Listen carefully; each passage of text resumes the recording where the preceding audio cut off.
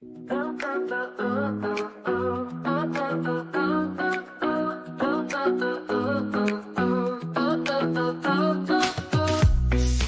into the super crowd, where dreams take flight. Learn to invest like a pro, make your future bright. Impact investing, changing the game. Crowdfund the world, it'll never be the same. SuperCrowdHour, come join the ride. Change the world with us, we're on your side.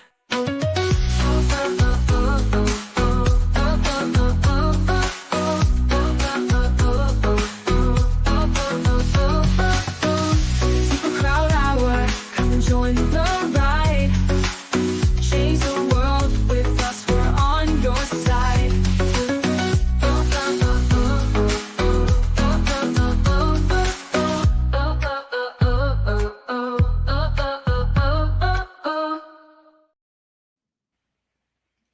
Welcome to the Super Crowd Hour today. I am so excited. We have just a phenomenal, truly, genuinely phenomenal guest expert today, Jason Fishman, the CEO of DNA, the digital niche agency. I'll give you a full introduction in a few minutes, but sit tight if you will, because this is going to be a great and important conversation. I think you're just really going to love it. But let me take a few minutes as we get started just to make a few important comments and announcements here. First of all, I want to thank Chandan. Chandan Saha is our producer, and he just does tremendous work, and I need to acknowledge the tremendous work that he does, and I'm grateful for him. We're talking about money today. Whenever we talk about money, I want to remind people that I am not your financial advisor. Be thoughtful about this. This is not financial advice. If you need financial advice, let me know. I'm happy to connect you to a good financial advisor. We're building a movement here to support, all kinds of entrepreneurs, community builders, underrepresented founders, and social entrepreneurs. And we do that. One of the ways we do that is with the Impact Cherub Club. And we have so much fun with the Impact Cherub Club. This is just a really great little organization. I want to encourage you to join us. Our dues are a whopping $5.95 a month. We encourage you to check it out. You can pay for a year in advance, get that cost under $5. And there we are actually considering and making investments each month individually and directly in businesses that are raising from the crowd. So we have a lot of fun. Our meetings are on the third Tuesday of each month at 1 p.m. Eastern. Visit Impact Cherub Club to learn more. I also want to invite you to subscribe to our newsletter. If you haven't already, I encourage you to do that. The Superpowers for Good newsletter, we're covering this stuff all the time. You can visit Superpowers for Good, our website, or just scan this QR code if you're watching on TV. I know many, many of you are, and I want to welcome our large television audience today, recognizing that is the bulk of our audience. We're glad to have people watching on Instagram and also on YouTube and LinkedIn and Facebook. But our largest audience is watching on television today. We're thrilled to have you and welcome you to the show. But if you are where you can't type into your browser handily, Superpowers for Good, scan that QR code and subscribe. Today we'll have questions, an opportunity to ask Jason questions. I invite and encourage you to do that. Jason is such an extraordinary expert, and he's eager to take your questions. So scan the QR code or just type in 4SC Fund /question to submit your questions. Now, if you happen to be watching via social media, especially on Facebook, LinkedIn, or YouTube, submit your questions as comments where you're watching, and you can get your questions answered that way. And Jason will answer your questions live on air. I want to, the reality is we are so grateful for some tremendous sponsors that support us, and Digital Niche Agency, Jason's company, is among them. But I want to just recognize them by playing a short, appropriate promotional video for our sponsors. Digital Niche Agency is the top investor acquisition agency. DNA has helped founders raise over 9 figures via regulated investment crowdfunding with a 3-pronged strategy using digital advertising, content marketing, and strategic outreach. You can't argue with success, but you can learn from it. Put the best to work for you. Book a call today. Purpose Rounds, transforming customers and community into owners and advocates. Visit purposerounds.com to learn more. Halyard Compliance has a proven history of customizing compliance programs that are tailored to your unique business model. Visit halyardcompliance.com. Proactive Impact Fund creates social impact through real estate, and you can invest. Learn more at proactiveimpactfund.com. Start today. We are grateful for financial support from Funding Hope, the American Independent Business Alliance, Ridgecrest Herbals, Move the Needle with Rob Kaplan, and Rotary International. We appreciate our co-hosts. Welcome back, everyone. It's now, I'm so excited. I get to introduce Jason Fishman. Now, Jason is just a big stinking deal. This guy's a rock star in this space. Jason is the CEO of Digital Niche Agency.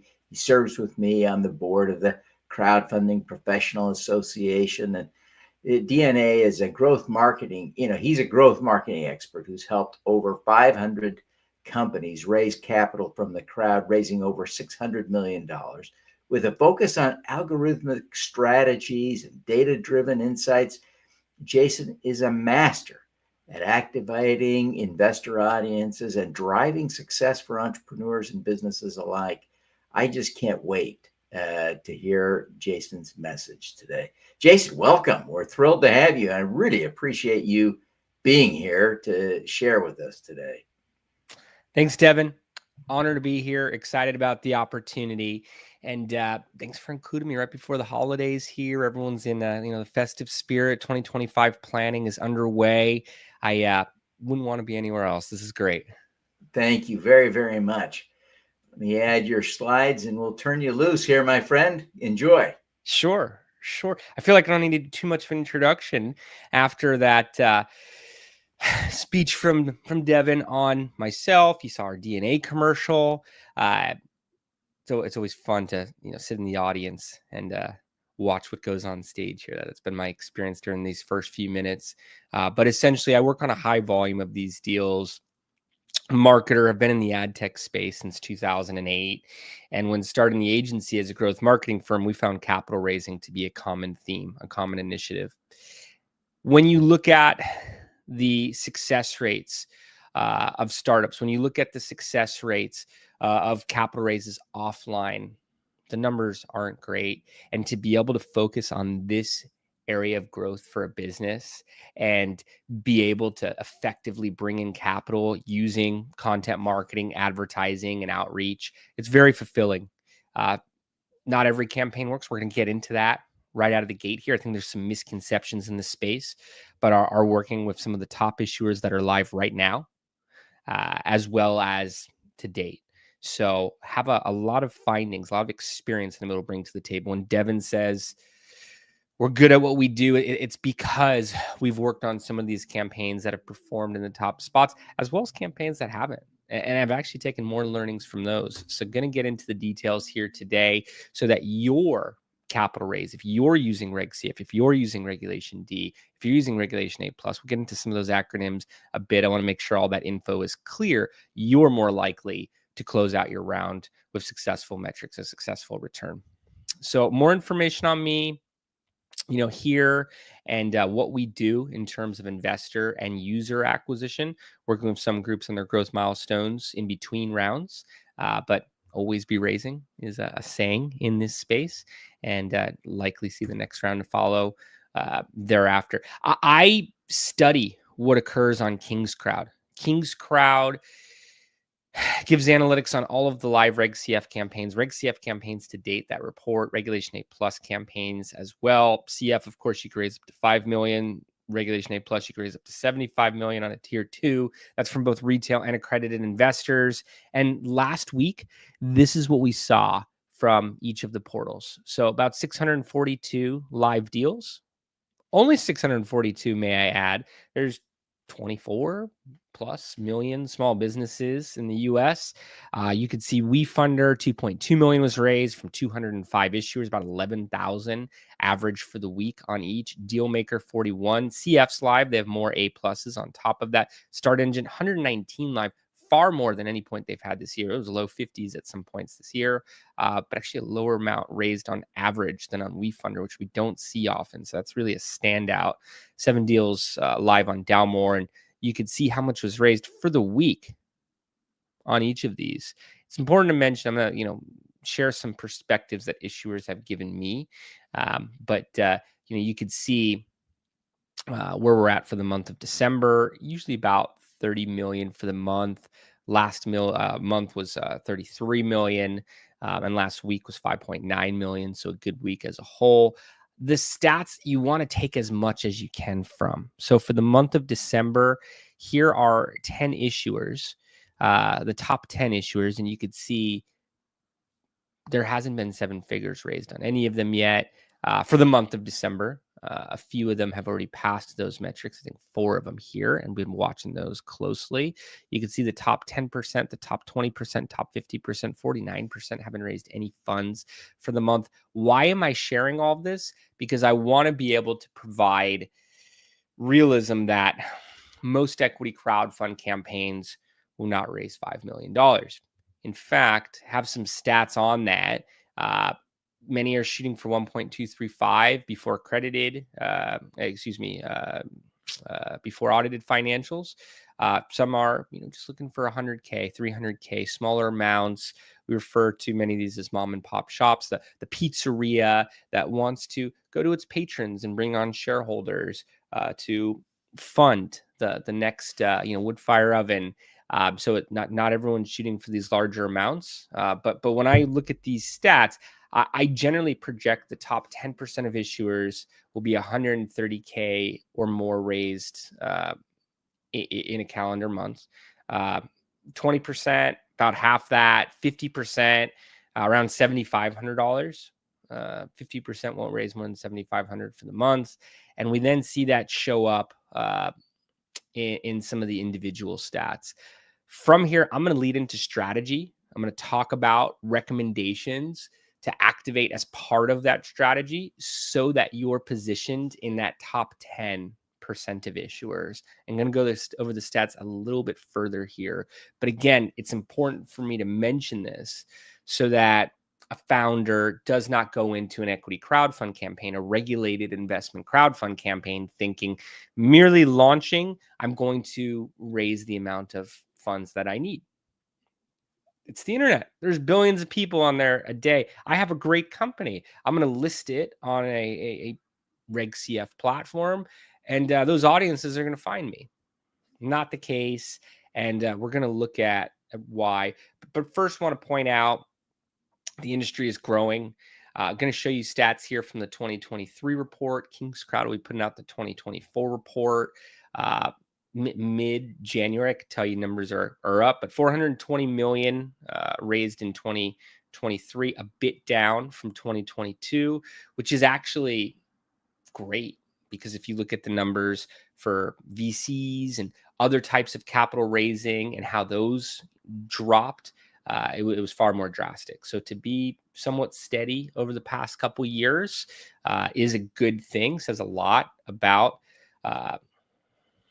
the solidity, solidarity of the industry. And, you could see 1.7 billion cumulative since 2018.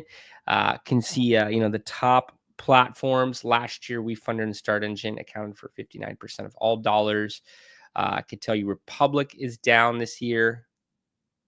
I could tell you that Dealmaker's up this year, and it's going to be exciting to see the numbers in January. I referenced this a lot. There was 1,434 Reg CF campaigns last year. The average raise was 366 and 4 months long. 366 is generally not the number that founders tell me when they're sharing what they want to raise. And this may not be enough for some groups, but this is the average.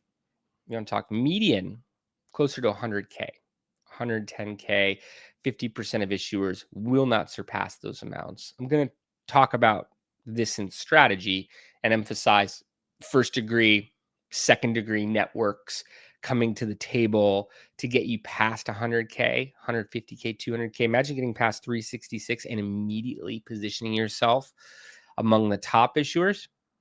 It makes a huge difference. So we're going to speak about that a little bit.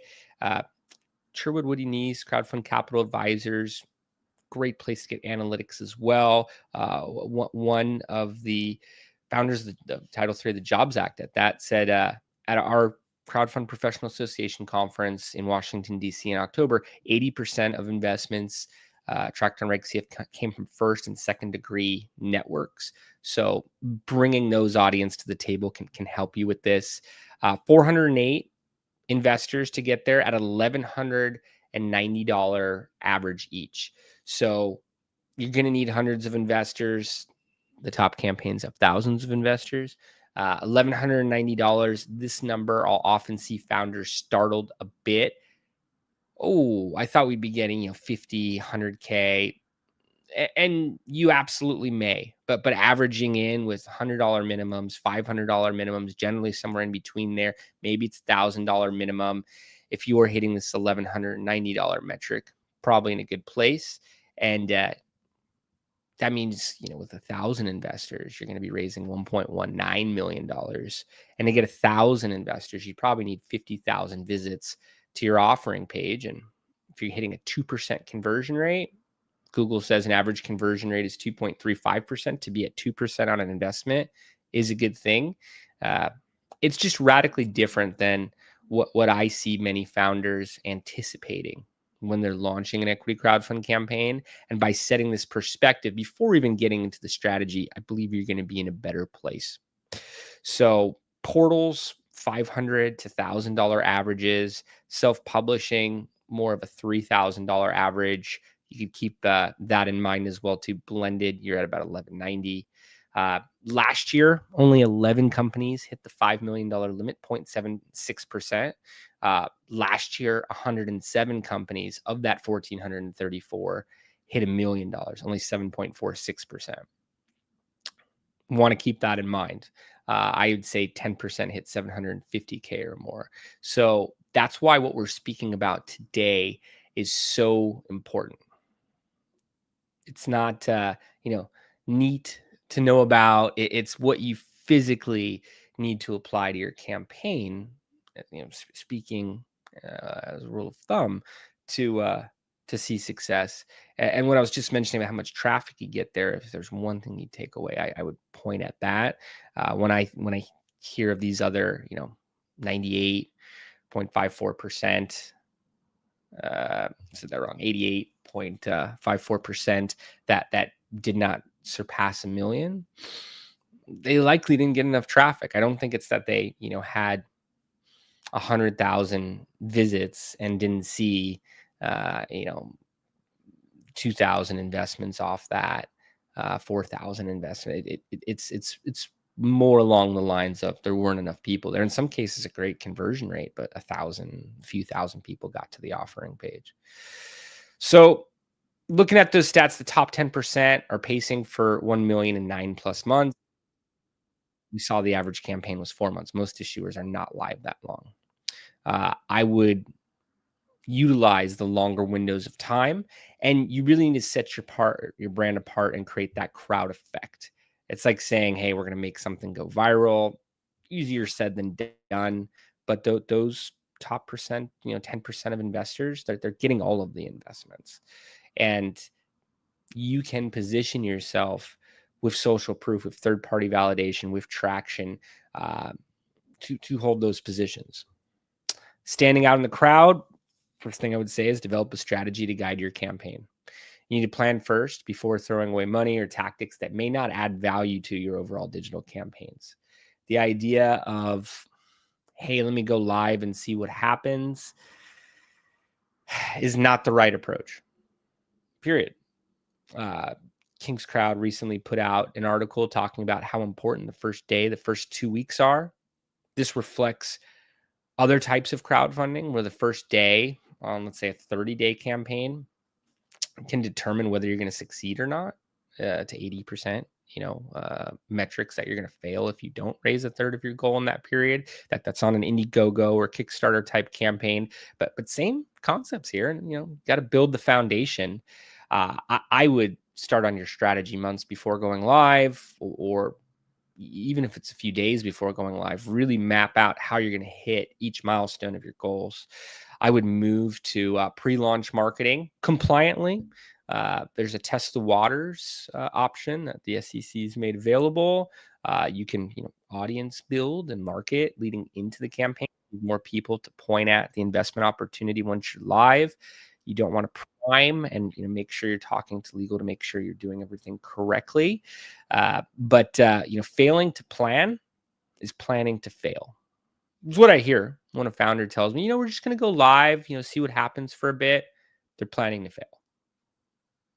If they thought they were going to hit $5 million, they would have a marketing budget set out. They would have put together a strategy, knowing who they're looking to reach, where they're going to target them, what messaging is going to, pull them in, what variants at that, what type of results they're anticipating, how that builds into the success of the campaign. It's not by accident that the goals are hit. It's following these well-crafted, well-thought-out, algorithmic roadmaps to the goal. It may take issuers a few rounds before they get it to that level. But that's what I see on the top campaigns. To have a deeper understanding of your business, especially in terms of your target audience, your marketing trends, to set clear goals and KPIs, key performance indicators, or be able to measure success or failures. The only way to measure is with numbers. If you do not have numbers associated with your marketing tactics, again, you're planning for those marketing channels to fail. What's the cost per click? How much traffic are you going to be getting with any marketing budget? What's the conversion? How many conversions? How many investments are you going to be getting? What's the cost per acquisition of each investment? What's the return on advertising spend if it's an ad channel? What's the marketing efficiency ratio for all marketing spends and the amounts raised during those periods of time? If it's not even a range, again, you're kind of shooting in the dark and hoping it works. So I've built a model called the 8-point plan. I've written about this in Forbes. I lead workshops on just this section alone. I know it's an emphasis for today's conversation. I've led 12-hour workshops, somewhere between 30 and 40 times around it. I really believe in using a marketing strategy before launching any marketing campaign. And I could tell you many founders want to skip this step. Time, budget, just feeling it's unnecessary. But this is where I'd begin. So, you want to look at the macro, you want to look at the micro, you want to look at all elements that could affect the performance of your deal, of your offering. And a lot of these learnings happen during the campaign for some of the issuers we work with. And I know they would have performed better if they've started earlier. And I could tell you the groups that we marketed in between rounds, we ran a long pre-launch campaign, they saw much stronger results. So I've seen, both sides of it. Macro, including the industry analysis, the target market profile, the competitor audit. We're going to go through each one of these in order, somewhat quickly. I have a few things I want to cover with you and make sure there's plenty of time for Q&A. We're then going to get into the granular with the micro channels, creative, strategic partners, and projections. So I have it broken out in 3 slides here with Sandra Bullock starting her campaign without a strategy, bird boxing with their eyes blindfolded. But we work on this generally in the course of a month. I've done it in 4 hours. I've had to do it in a very, short session with groups before. I find every section to be valuable, especially if you're bringing on someone else to do the marketing, whether it's a CMO, marketing director, associate, intern, whether it's a consultant. They're called campaign quarterbacks quite a bit in our industry, an agency, getting an investor, some type of financial partner to fund your marketing efforts. You want to break down the industry. I find every company touches 2 to 3 industries. If I were looking around my business, DNA, I wouldn't want to just look at marketing agencies. I'd want to look at groups that raise capital. If I'm looking at investment banks and marketing agencies, I could take from both of those verticals and what groups are doing in both of those spaces. I would want to look at equity crowdfunding agencies as well, but there's a limited amount of those. So I want to get a feel for what's happening around my vertical. That's just an example of why we look at 2 to 3 industries. I want to pull in industry stats. I want to pull in copy that I can use in advertising, that I can use in organic pieces that I could point to show how big the game is. From there, identifying competitors, the competitor audits, competitor marketing audit is the most valuable section of the strategy for me. I want to know everything an issuer is doing to obtain digital market share. They're going to be going after the same audiences as you. Don't you want to know what they're presenting? You can look at what they're posting on social media, who's talking about them on social media, which social media channels they're using, the frequency and days and times of week that they're posting, that they're broadcasting. You can look at what they're running as social media advertising. There's very easy access points to see what any live advertiser is running. You could look at search engines and the analytics around what they're ranking for organically, what they're buying in terms of advertising. It's amazing what you can find. I can look at their website and likely their offering page, see exactly how much traffic they're getting, which audiences are frequenting their site. It's extremely exciteful, especially for the next sections of the plan. There's a website, Milled, where you could look at what email newsletters they're placed in. You could search Google News and other sites to see who's talking about them in the media. You want to look at what conferences they're going to be participating in, which podcasts they're recently guests in, which influencers, and that's a broad word, have talked about them recently. Success leaves clues. Put together a SWOT analysis: strengths, weaknesses, opportunities, threats. Understand, which pieces you want to put into your campaign. It doesn't need to be all of them, and how you want to spin that. But if they have channels that they're repeating, and you could see they're putting a lot of effort, putting a lot of monetary resources there, maybe you should be incorporating those into your campaign. But it all goes in sequence. We've looked at the macro industry analysis. We've looked at the competitor audits, and even outside of equity crowdfunding towards the verticals that you also touch, because there are audiences you're going to want to go after there. Investomers is a term used often in the industry. And if you're able to bring in retail audiences who have an affinity for your vertical, if not your brand, you may be able to see markets participating in your deal that are not getting involved with other Reg CFs. Target market, I like to break this down to the persona level. Steve, Christina, Mark, what do they do on the weekends? Where do they go online? Who are their biggest influences? What's actually going to move them forward in terms of conversion? What's their decision-making process? How long does that take? If you take nothing more than where they go online, this is helpful because the next section is around channels.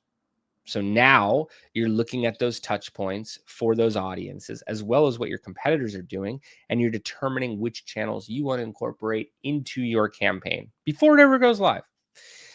There are fundamental channels. I would put Meta advertising in there. I find market testing on Meta is lower cost than other channels. It's quicker to results than other channels. You're guaranteed essentially a visit to your offering page every $1, $2 you spend. You could set cost per click, benchmarks there. It may average out to higher levels, may average out to much lower levels, but you're getting visits with those clicks and people to the offering page. That's what I mean by the certainty. You can look to incorporate secondary social media channels for advertising. You can look at secondary search engines and secondary search engines, although you want to be, lower funnel in terms of the specificity you put into your keywords. I would not go broad here. Could go branded perhaps if you have enough search, but there's all types of theories towards branded and whether you need to pay for it or not. But at the same time, secondary search, you can run a programmatic advertising or publisher direct media buys across display banners, video content, video ad placements, sponsored content, audio ad placements. There's ads you can run inside financial email newsletters, direct with the publisher. Be careful. Some of them are expensive and they're for branding. And if you look, their top advertisers are getting 2x, 4x, where there's other channels where far more is available. Great to incorporate. May not want to be a focal point of your deal. There's ad networks where you could appear in high volumes of them. And I find ad networks to be more performance oriented, publisher direct to be more based on the perceived value of what that publisher believes their media is worth. But all different types of places. Test, optimize, scale is something I say a lot. Name of my podcast. I guess I should have mentioned that in the intro too. I have episode 182 coming out this week. Mostly guests from the regulated investment crowdfunding world. I don't say that as a plug because there's a lot of great educational information there. The test, optimize, scale ideology is you're going to run some different channels. Advertising, we didn't even get too far into content marketing. You want to optimize towards what's working best and ramp up. Look for opportunities to scale from there. Creative audit, you can determine on the fly, but why would you do that? Let's build out a content calendar for the first month, the first 3 months of your campaign. Take the audiences through an experience. What are they seeing on social media? What are they seeing on email? What are they seeing on long form content? What are they looking at in terms of the initial ads that you take live? How are you talking about many different aspects of what you do, but one at a time and moving them forward again so that they're more and more engaged all the way through. Strategic partnerships can help accelerate this. You want to put together a perspective map and messaging sequence for who you're going after in terms of administrators of large pools of your target audience. This could include LinkedIn groups. This could include various types of social media groups, brands with complementing offers. Could include financial email newsletters, various types of thought leaders, anyone with a large pool that you could get excited to talk about getting their audience excited about your deal. And then lastly, projections and activation. That's what takes place in the last week. You heard me say earlier, the only way to measure is with numbers. I like to break down an algorithm consisting of 3 primary sections: impressions, clicks, and conversions. Don't just look at the conversions. It's advertising 101. If you improve upper funnel metrics, the lower funnel is going to be able to get to its best point. That's how we've been able to outperform other agencies, in-house, advertising groups at portals, in-house media buyers at, some of the top issuers. Not to say that happens every time. That would be, unfair and I don't think true for any group, but just in general, the system you use should look at impressions, clicks, and conversions. So how much visibility is an ad piece of content being seen by? How much traffic is it driving to your offering page? I think people miss that stat quite a bit. If you're thinking about cold email outreach, how much traffic is it driving to your actual offering page? Not just how many people are you reaching, or how many calls are being booked based off the landing page you send them to, what have you. But traffic, you need to measure it. You're not going to get insane conversion rates. You should project for conservative at best average conversion rates. If you get anything higher, great. And then conversions, that's what everyone wants to look at. But base all of this on industry averages: conversion rate, cost per conversion, return on marketing spend, and understand you're probably going to need a lot more than what you're anticipating in terms of visibility, in terms of traffic. Again, 7.46% hit $1 million or more. That's it. So why would you not want to put everything towards your campaign and give it the best shot towards success it can get? This is not a pitch for an agency whatsoever. This is all for your own learnings. Do everything in-house. I think that's great. Spend majority, if not all, of your marketing budget on advertising, but take these approaches towards it. Do not think because you've had success in brand marketing or anything outside of this that this is going to be easy for you. Plan for too much rather than too little. Lastly, activation. This is an executive summary, 1 page, 2 pages, so you could share it with anyone who's going to work on your marketing, with anyone who's going to fund your marketing, with anyone that needs to understand what are you doing. They say the real value of the plan is the process that you're putting yourself through, asking yourself these questions. The end result is just a byproduct, but this is where you're able to show, hey, here's what we went through. Here are the questions. I know this stuff inside and out, so I could fire through it. But we looked at these 2-3 verticals. This is what the top groups in those spaces are doing. Because of that, we're going after these audiences on these channels with this creative. We're going to accelerate with these partnerships to hit these results: impressions, clicks, conversions. This is what month 9 looks like. A lot of crowdfund campaigns think they're going to do it in 2 to 3 months. This is what month 9 looks like. Hopefully, we do it sooner. That to me provides a lot more clarity. I get presented with investment opportunities every day. If someone asked me to fund that campaign and they're able to show some historical performance, a lot easier discussion than we want to run some ads. And we're told that groups can raise $5 million, or we're told that agencies get 10x, 20x on some of these campaigns. And if it doesn't work, we're going to get, mad at the portal, or we're going to get mad at the lawyer that told us to do this. We're going to really map this out, get it to that level to where you can repeat it in that finite sentence. Now, I'm going to fire through a few things here in terms of content, as well as advertising and outreach. I'm going to try to do so in the next 10 minutes and move to Q&A from there. And, please feel free to send over, questions. I know we've talked about conversion rates. Google says an average conversion rate is about 2.35%.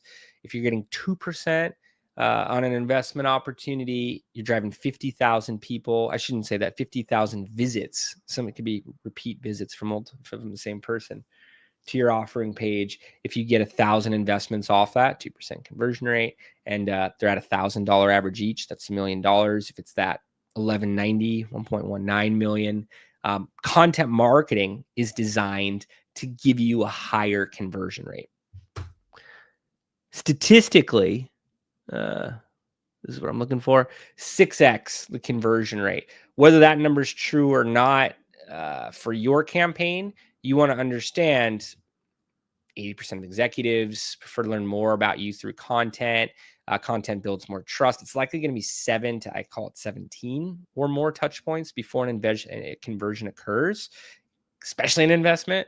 Higher, conversion rates statistically with a good content marketing stack. Content stimulates social sharing. I define it as the good engaging content that's designed. It's physically made for social sharing and high authority links, coverage from publishers, from influencers. So many believe it's more effective than ads, but you need the reach for them to be more effective than ads. You need the sharing to actually occur. When I'm talking about content marketing, I like to bring it down into 3 categories: social media, email, and long form content.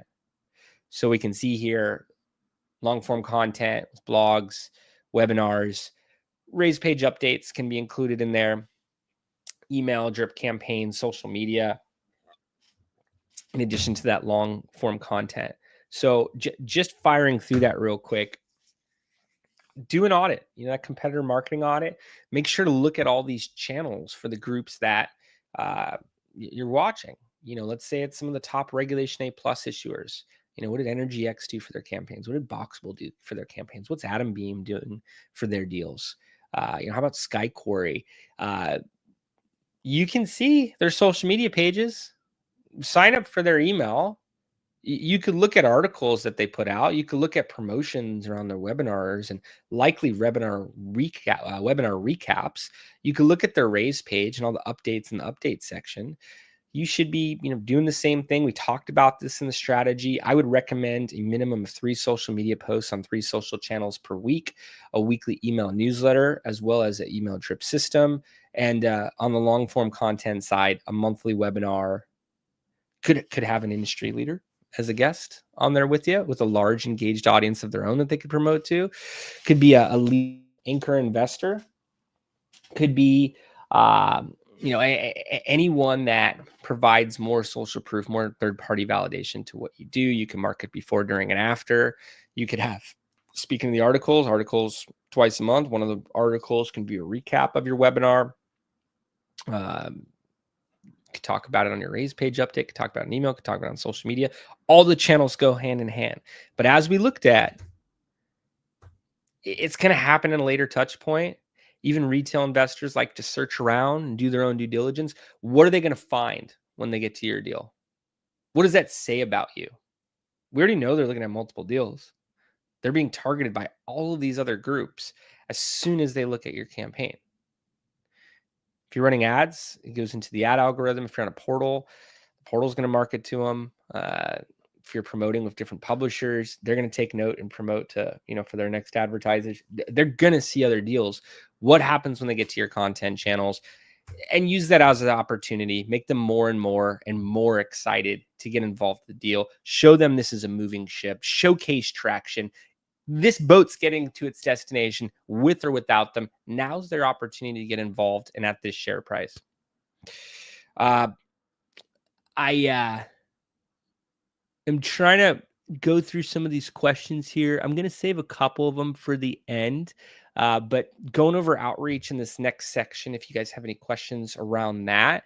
But I am bullish on LinkedIn outreach. I think it's underrated when I hear groups ask about an email list and spamming, cold emailing those audiences from their email box. I don't think they fully understand the digital marketing process. LinkedIn, you can accomplish the same thing in terms of cold outreach, but in a warmer fashion. Something about a profile picture, mutual connections, background that I find just leads to a stronger response rate. We would send 25 invitations per day per LinkedIn profile to start.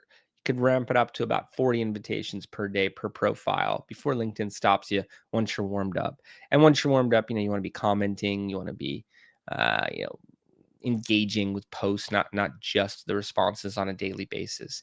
But if you get a 20% or higher acceptance rate from those invitations, 5 new connections a day, 100 a month on a 20-day business month.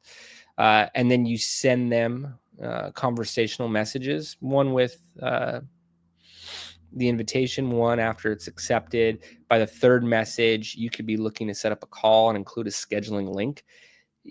I have 10 to 20% response rate here. I'm concerned if we're not getting a 20% response rate or higher by message 3. In many cases, it's 50% or higher by message 3, as well as a 50% or higher acceptance rate.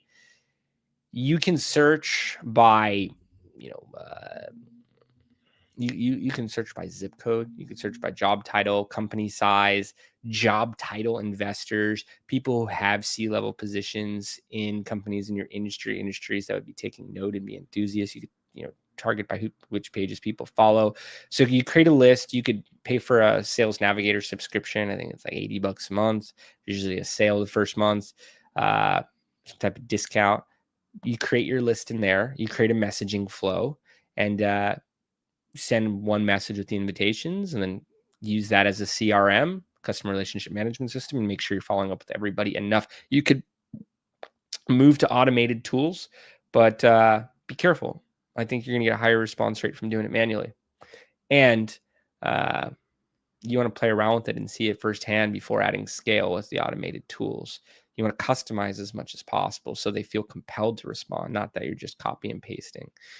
Once you're hitting high enough volumes, the follow-ups can be laborsome, and it may make sense to add a tool. We've had one built for us. We upload our lists. It can work very well. But I would break that down accordingly. Advanced LinkedIn strategies. Ooh, I love this stat here. Advanced LinkedIn strategies be meaningful and intentional in your connection. Make sure, it helps add value on both sides. Focus on core areas of your business in the discussion, not just the investment, but make it very brief. You need them to feel like you wrote this. It's not just that spam. Could give you access, by the way, to decks, webinars, templates. Our YouTube channel has a wealth of these content pieces. We're doing our own monthly webinar tomorrow. And there's 50 different ones, and probably 5 are on LinkedIn outreach alone. Also reach out over LinkedIn. I'll make sure you get access to any of these assets. But I want to end the outreach section before firing through advertising with the following stats. They're always eye-opening for me. 48% of salespeople never follow up with the prospect. So in this scenario, we're looking at the founder as the salesperson and the prospective investor as the prospect. They connect on LinkedIn. They don't follow up. Hey, want to hop on a call? I'd love to tell you about what we're doing over here at my company. Half of them don't follow up, slightly more.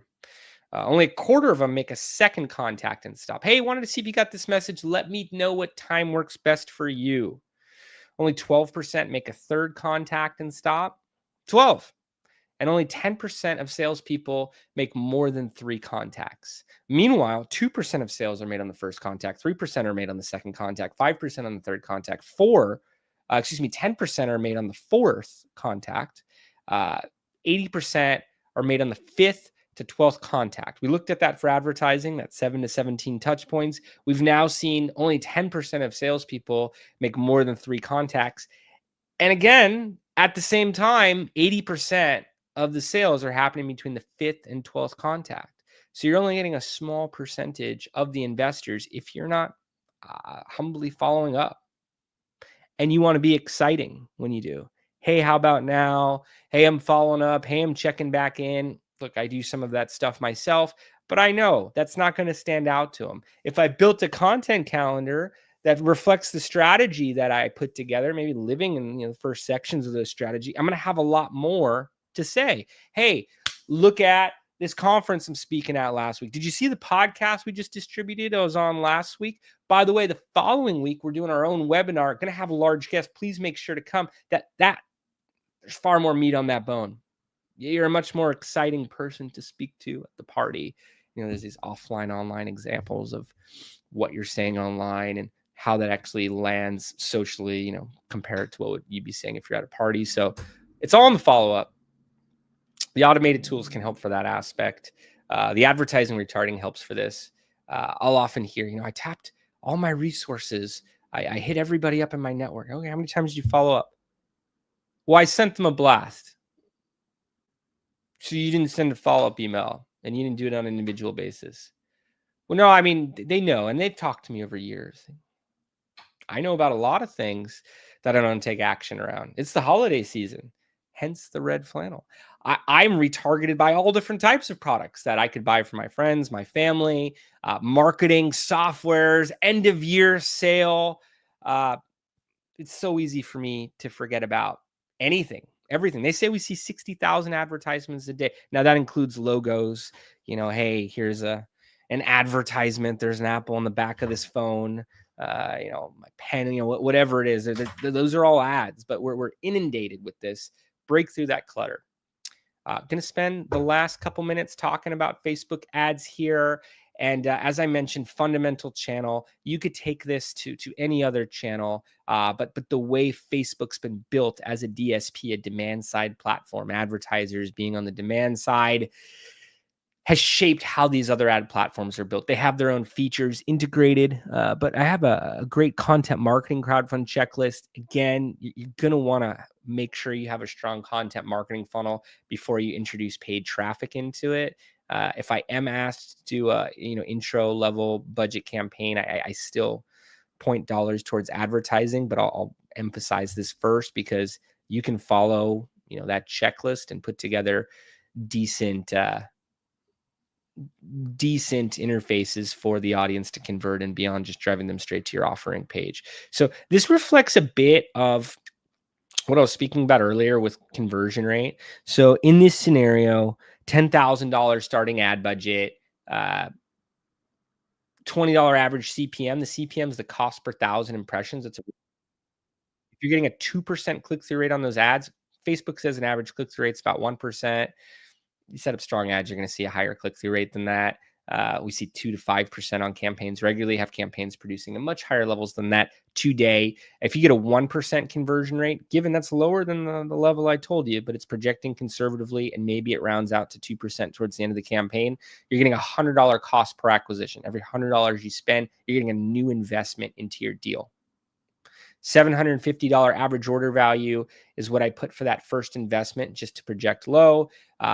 Many investors participate multiple times, 10 to 30% on a Reg CF, I find from our data. So, let's say it's a $1,500 LTV. Maybe they're making multiple investments, lifetime value, multiple investments over multiple campaigns. I'm painting a picture here where it's a 7.5x return on ad spend, and then a 15x lifetime return on ad spend. So you could be receiving more value from the traffic. And we love talking strategy, helping, supporting on a campaign. So I'd encourage you to reach out to me on LinkedIn. I'll pour a cup of coffee and espresso, talk marketing. I'm less interested in, who could work with us, who can't, more along the lines of who can I help. If I have 10 conversations and 1 or 2 groups are able to work with us, great. I could have fun on all those other discussions. And I enjoy this stuff. It's where I find to be the most impactful lane to support startups is around the capital raising. I should say startup to growth stage companies. And I can tell you some of the holes, even with companies with 100+ brick and mortar locations. Adjust your strategy throughout your campaign and continue to optimize for success. A successful strategy is crucial to a successful raise. You don't, simply start marketing without a strategy. If so, statistically, it's not going to work. Want to open it up for questions now and can make more materials available to you. Devin, should I fire through some of these private chat questions here? Should we make it more accessible? Let me read through this first one. Yeah, let me start with a question that came in via email from Carl Dakin. Carl is one of our sponsors. He's spoken at several of our events in the past. Carl is in his own right a crowdfunding expert, and so I want to acknowledge the value of his question. Carl's question is, I receive multiple pitches from digital marketing businesses each week claiming that their list is highly qualified, searchable, or other features. How should I evaluate these pitches in selecting a service, and what price should I expect to pay? Great question.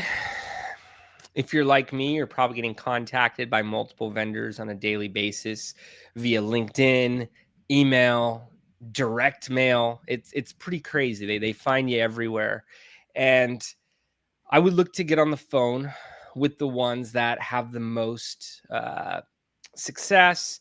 Their offerings complement your core marketing stack, your marketing mix, as it's said in the industry, to the best degree, and feel them out. See who you get the best rapport with, see who's able to answer questions in the most straightforward fashion. Look for red flags. If they're overstating things, if they're overconfident about the success rates, point out some of the metrics I just did and, see what they say. It's only those amount of deals that are hitting these full levels. Ultimately, it's going to come down to marketing tests, test, optimize, scale, right? Everything is a test until it's validated. So you want to set up safe levels to test with each marketing channel, whether it's being managed in-house or by a vendor. So a vendor comes in and says, hey, we're highly qualified. We have these awesome audiences. We have this, we have that. If everything checks out, if it fits into your marketing plan, because you already put together the strategy, I would prefer if the strategy is already built and you're assigning specific sections to them. But if that's occurring, set up a safe test. Hey, let's do a month. Let's do 3 months. Let's do 3 months, but give me the option to stop, after a month.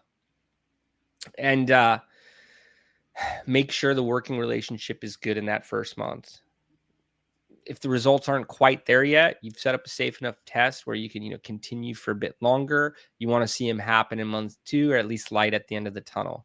And then by the end of month 3, hopefully you get to the point where you could scale and, ramp it up further and further from there. Again, until you see it in the analytics, the portal could tell you they're great. I could tell you they're great. Anyone could tell you they're great. It doesn't matter until it's physically producing on your campaign. They may be doing great on another campaign. So it's all about calculated tests. Yeah, this is a great response. I appreciate the thoughtful response for Carl. My wife posted a question. She said, how much should a business budget for a digital marketing to ensure a successful crowdfunding campaign? Well, first of all, Gail, great to connect with you. You have an amazing husband. Second of all, I'm a little concerned in there about ensure successful campaign, because I don't want to overstate my answer. There's no way to ensure a successful campaign minus having relationships with investors that are going to say I'm physically putting in those funds and still accounting for a conversion rate there. That being said, there's some numbers used in the industry. I'm going to start a bit more on the high end and move it back down to minimums. I'll commonly see groups look to start between 50 and 100K spread out over 4 months. A month of strategy and 3 months of live campaign, or if they're already live, likely 3 months of live campaign. And a metric which used to be easier to track was a 10x return, essentially a 10% cost of capital, although I don't love using that metric. It's tougher to track off pixel data these days. It's tougher to track off many of the analytic platforms, even to self-publishing campaigns. You may be looking more at a marketing efficiency ratio, meaning, hey, how much was spent this week? How much came in? And the same way I answered Carl's question, you're going to want to test it out. And if it seems like it's working, you scale it, even for a week, a couple weeks, and you see a scaled amount of performance, hey, you have something working for you, and you could keep leaning into it further. But I would still play for that 10x return on marketing spend. And we work with groups down to 5K a month on advertising campaigns, could do outreach for slightly less, but I see advertising to be more consistent. I mean, really, you don't want to be spending less than $100 a day on any single advertising channel, $3,000 a month. Otherwise, the data is too thin. You may be running 4 to 5 audiences with multiple creatives to each audience. If you're getting 1 click, 1 conversion on some of these, it's just not going to be conclusive data to optimize towards. It could be a fluke. So, but looking at 5K, you really do still want to run for 3 months, unless there's alarming concerns and you need to slow down, pause, stop.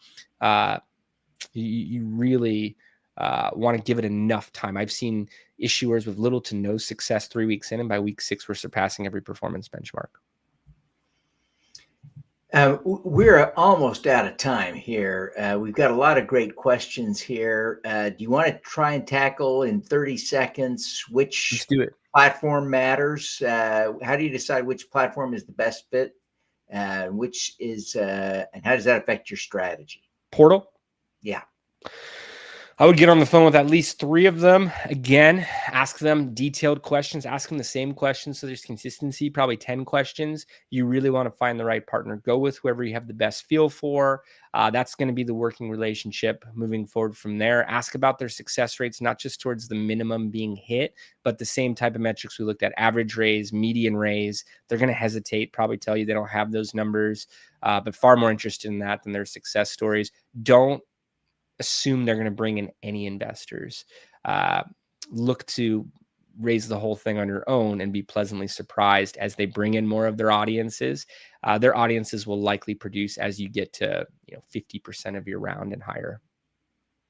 Okay. Well, Jason, thank you so much for being with us today. My gosh, it's been a pleasure to have you.